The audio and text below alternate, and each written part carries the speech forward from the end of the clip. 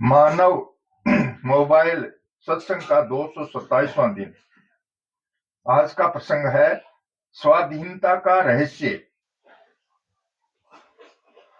मनुष्य शरीर परमात्मा की प्राप्ति के लिए ही मिला है। इसके सामने जो भी परिस्थिति आती है वह सब की सब साधन सामग्री है। उसी के सदुपयोग से परमात्मा की प्राप्ति हो जाती है।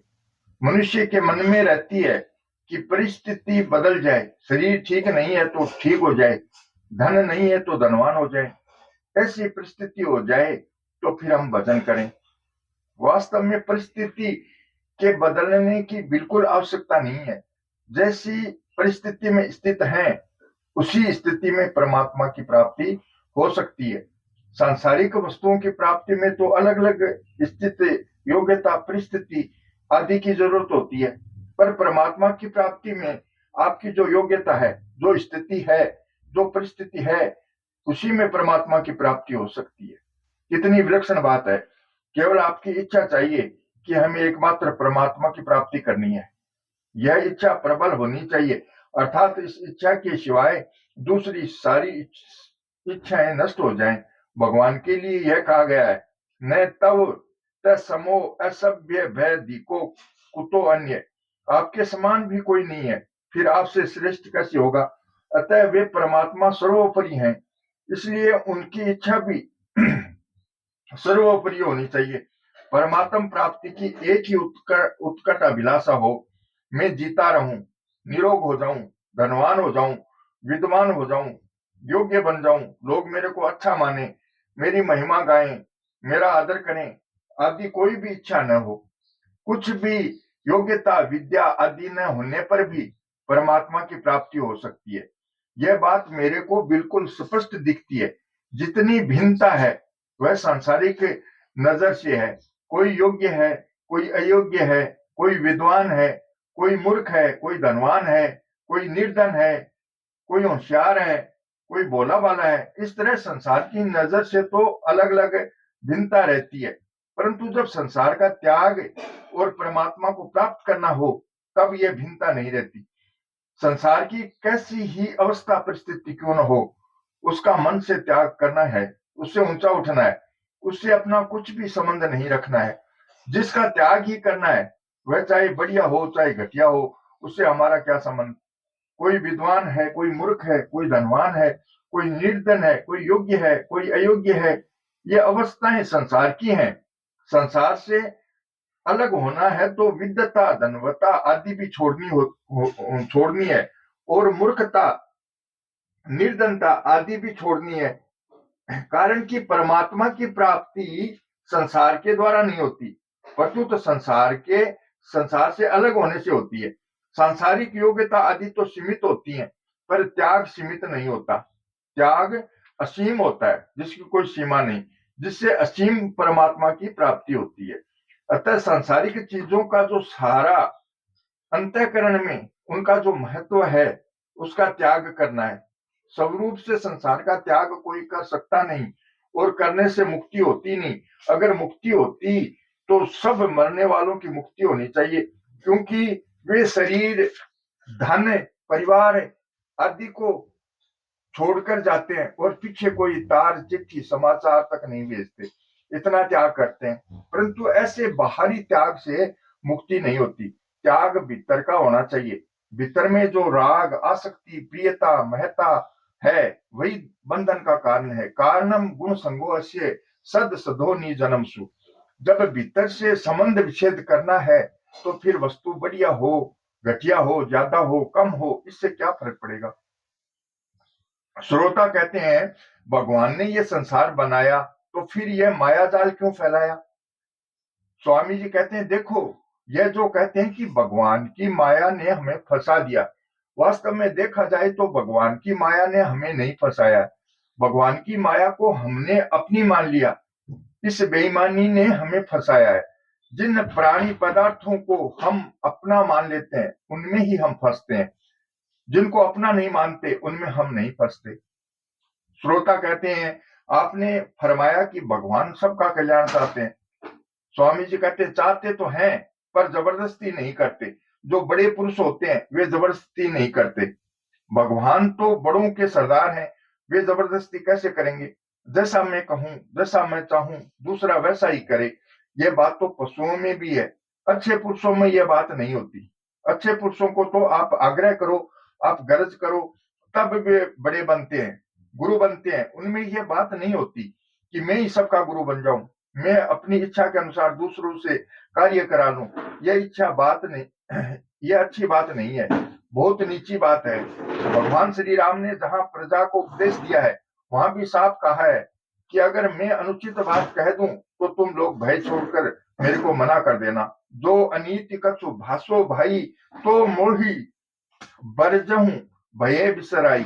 ऐसा कहने का मतलब यह हुआ कि मैं जैसा कहूं वैसा ही करो, यह बात नहीं है। आपको जो अच्छा लगे वैसा करो। भगवान किसी के साथ जबरदस्ती नहीं करते।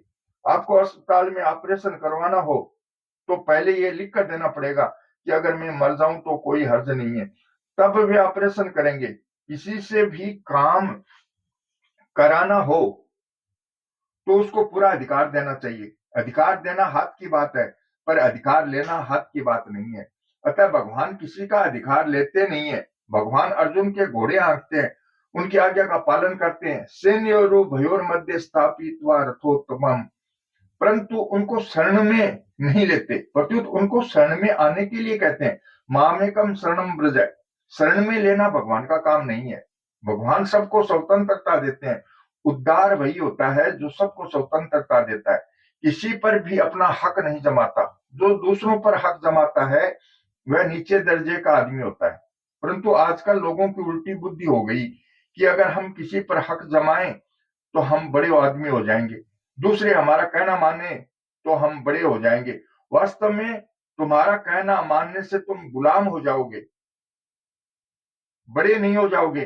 कहना मानने वाला मालिक हो जाता है और कहना मनाने वाला गुलाम हो जाता है। जो गुलामी कराना ही नहीं चाहता, कोई मेरा मातहत हो ऐसी इच्छा ही नहीं रखता, उसका भी अगर कोई कहना माने, उसके मन के अनुकूल चले, तो उसको भी गुलाम बनना पड़ेगा। भगवान की आज्ञा के अनुसार चलने वाला भक्त भगवान का मुक्तमणि हो जाता है। भगवान कहते हैं, भगत मेरे मुक्तमणि, अहम भक्त पराधीन है। कोई नौकर मालिक के कहे अनुसार काम करता है तो वक्त पर मालिक को उसकी बात माननी पड़ती है। अतः जो दूसरे को मातहत बनाता है उसको प्रतंत्रता भोगनी ही पड़ेगी, ये नियम है। दूसरा मेरा कहना माने, मेरे कहने के अनुसार चले, मेरे मन की करे, मैं जैसा चाहूं वैसा हो जाए, इसी का नाम कामना है। अपने मन की कराने का नाम ही कामना है। कामना वाले व्यक्ति को कभी शांति नहीं मिलती। तद्वत कामा यह प्रविशंति सर्वे च शांति मापनोति न काम कामी। कामना का त्याग करते ही तत्काल शांति मिलती है। त्यागा शांति तरम। परंतु आज उल्टी बात हो रही है। शांति भी चाहते हैं और मन में यह कामना भी रखते हैं कि स्त्री मेरा कहना करे, पुत्र मेरा कहना करे, माँ बाप मेरा कहना करे, गुरुजी भी मेरा कहना करे। इतना ही नहीं, भगवान भी मेरा कहना करे। हम भक्त है, अतः भगवान को हमारा कहना करना चाहिए। नारद जी भी यही कहा, करूं सो बेग दास में तोरा, मैं आपका दास हूं, जल्दी करो मेरा काम। सभी चाहते हैं कि दूसरा मेरा कहना करे, तो फिर कहना करेगा कौन? यह कहे कि वह मेरा कहना करे, वह कहे कि यह मेरा कहना करे, तो दोनों ही ठग है। दो ठगों में ठगाई नहीं होती। श्रेष्ठ सूरवीर पुरुष वही है जो दूसरे का कहना करे। मैं सबका कहना करूं, ये जैसा कहे वैसा करूं, ये श्रेष्ठ पुरुष के लक्षण है। भगवान सबसे श्रेष्ठ है, तो वे कैसे कहेंगे कि तुम यह कर, ऐसा कर? कोई अच्छी बात है तो हम उसको दूसरे से कराना क्यों चाहें? दूसरा अच्छा करना नहीं चाहता है क्या? उस बात को दूसरे के सामने रख दें कि अच्छी लगे तो करो, नहीं तो मत करो। भगवान ने भी यही कहा है, सुनो करहूं जो तुम ही सोहाई। वह करे अथवा न करे, इसमें हमें समान रहना है। सिद्धे सिद्धो समो भूतवा। अच्छी से अच्छी बात सामने रख देना हमारा काम है। दूसरों से करवाना हमारा काम नहीं है। दूसरे से करवाएंगे तो उसके पराधीन होना ही पड़ेगा, चाहे उसको मालूम पड़े चाहे न पड़े। वह हमारा कहना करे तो आनंद की बात, न करे तो बहुत आनंद की बात। क्योंकि वह कहना करेगा तो उसका मातहत बनना पड़ेगा, पर वह कहना करता ही नहीं तो हमारी छुट्टी हो गई। उससे, हम उससे बंधेंगे नहीं, जो कहे भी नहीं चाहे भी नहीं। ऐसे भगवान, संत, महात्मा, विरक्त, त्यागी, जीवन मुक्त महापुरुषों के मन के अनुकूल भी कोई चले तो उनको भी बंधना पड़ता है, परवश होना पड़ता है। भगवान और उसके प्यारे भक्त दूसरे को मात हाथ नहीं बनाते, परंतु इसका यह अभिप्राय नहीं है कि वे दूसरे की दासता से भयभीत होते हैं, अर्थात हमें मात हाथ बनाना पड़ेगा, इस भय से दूसरों को आज्ञा नहीं देते।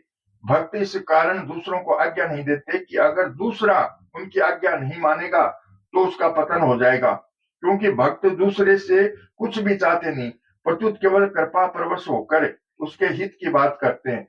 कई लोग ऐसा कहते हैं कि जो भक्ति करता है उससे भगवान डरते हैं, क्योंकि उसको भक्त के परवश होना पड़ेगा। यह बात नहीं है, भगवान को तो भक्त के परवश होने में, भक्त का काम करने में आनंद आता है। वृंदावन में एक भक्त को बिहारी जी के दर्शन नहीं हुए। लोग कहते कि अरे बिहारी जी सामने ही तो खड़े हैं, पर वह कहता कि भाई मेरे को तो नहीं दिख रहे। इस तरह 3 दिन बीत गए पर दर्शन नहीं हुए। उस भक्त ने ऐसा विचार किया कि सबको दर्शन होते हैं और मेरे को नहीं होते, तो मैं बड़ा पापी हूँ कि ठाकुर जी दर्शन नहीं देते, अतः मेरे को यमुना जी में डूब जाना चाहिए। ऐसा विचार करके रात के समय वह यमुना जी की तरफ चला। वहां यमुना जी के पास एक कोढ़ी सोया हुआ था। उसको भगवान ने सपन में कहा कि अभी यहाँ पर जो आदमी आएगा उसके तुम पैर पकड़ लेना, उसकी कृपा से तुम्हारा कोढ़ दूर हो जाएगा। वह कोढ़ी उठकर बैठ गया। जैसे ही वह भक्त आया, वहां कोढ़ी ने उसके पैर पकड़ लिए और कहा कि मेरा कोढ़ दूर करो। भक्त बोला कि अरे मैं तो बड़ा पापी हूँ, ठाकुर जी मुझे दर्शन भी नहीं देते, बहुत झंझट किया, परंतु कोढ़ी ने उसको छोड़ा नहीं। अंत में कोढ़ी ने कहा कि अच्छा तुम इतना कह दो कि तुम्हारा कोढ़ दूर हो जाए। वह बोला कि इतनी हमारे में योग्यता ही नहीं। कोढ़ी ने जब बहुत आग्रह किया तब उसने कह दिया कि तुम्हारा कोढ़ दूर हो जाए। ऐसा कहते ही क्षण मात्र में उसका कोढ़ दूर हो गया।